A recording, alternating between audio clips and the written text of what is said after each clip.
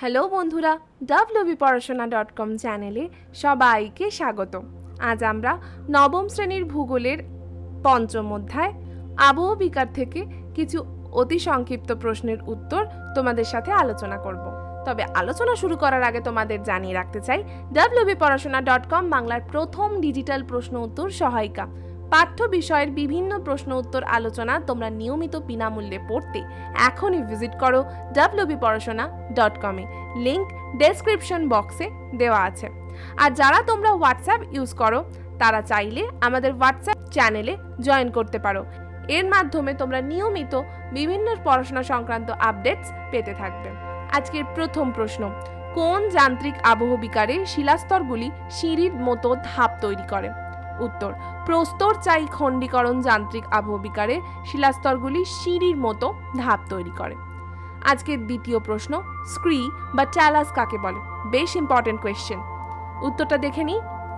তুষার কিলকের চাপে শিলাখণ্ড কোন বিশিষ্ট ছোট ছোট খণ্ডে ভাঙলে তাকে স্ক্রি বা ট্যালাস বলে। আজকের তৃতীয় প্রশ্ন, একটি যান্ত্রিক জৈব আবহবিকারের উদাহরণ দাও। উত্তর, একটি যান্ত্রিক জৈব আবহবিকার হলো উদ্ভিদের শিকড় দ্বারা শিলায় ফাটল সৃষ্টি। চতুর্থ প্রশ্ন, দিন রাতে কিরূপ উষ্ণতার প্রসার প্রস্তরচায়ী খণ্ডীকরণকে ত্বরান্বিত করে? উত্তর, দিনের বেলা প্রায় 55 ডিগ্রি সেন্টিগ্রেড এবং রাতের বেলা প্রায় 17 ডিগ্রি তাপমাত্রা, মানে উষ্ণতার প্রসার বেশ বেশি। এটা সাধারণত দেখা যায় মরুভূমি অঞ্চলে। এই ধরনের তাপমাত্রার প্রসার হলে প্রস্তরচায়ী খণ্ডীকরণ এই ধরনের আবহবিকার সংগঠিত হয়। 5 নম্বর প্রশ্ন, কার্বনেশন প্রক্রিয়াটি চুনাপাথর ছাড়াও আর কোন খনিজে কার্যকর হয়? উত্তরটি দেখে নেব। কার্বনেশন প্রক্রিয়াটি চুনাপাথর ছাড়াও আর অর্থোক্লে ফেল্ডস্পার খনিজে কার্যকরী হয়। আজকের ষষ্ঠ প্রশ্ন, যান্ত্রিক আবহবিকার কোথায় বেশি কার্যকরী? উত্তর আলোচনা করছি। যান্ত্রিক আবহবিকার মরু ও মরুপ্রায় এবং উচ্চ পার্বত্য অঞ্চলে বেশি কার্যকর হয়। এখন আলোচনার ফাঁকে তোমাদের সাথে শেয়ার করে নেবো একটা বিশেষ বিষয়। তোমরা অনেকেই ইতিহাস ভূগোল পড়তে ভালোবাসো না, কারণ তোমাদের অনেক বেশি মুখস্থ করতে হয়, মোটা মোটা বই, সহায়িকা কতটা পড়বো কিছুই বুঝতে পারো না।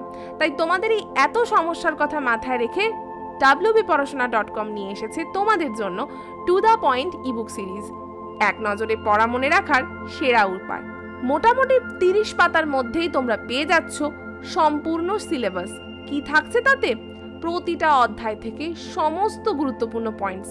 এই পয়েন্টসগুলো যদি তোমরা একটু ভালো করে পড়তে পারো, মাত্র জাস্ট এই কটা পাতা যদি তোমরা একটু ভালো করে পড়তে পারো, সেক্ষেত্রে তোমাদের অতি সংক্ষিপ্ত বা বড় প্রশ্নের উত্তর লিখতে বেশ সুবিধা হবে।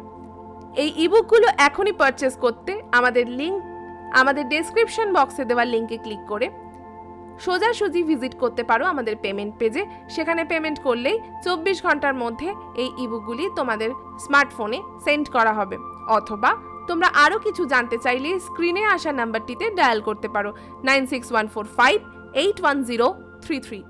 চলে এলাম পরবর্তী প্রশ্নের আলোচনায়। বক্সাইট খনিজ কোন প্রকার আবহবিকারের ফলে সৃষ্টি হয়েছে? উত্তর, রাসায়নিক আবহবিকারের ফলে বক্সাইট সৃষ্টি হয়েছে।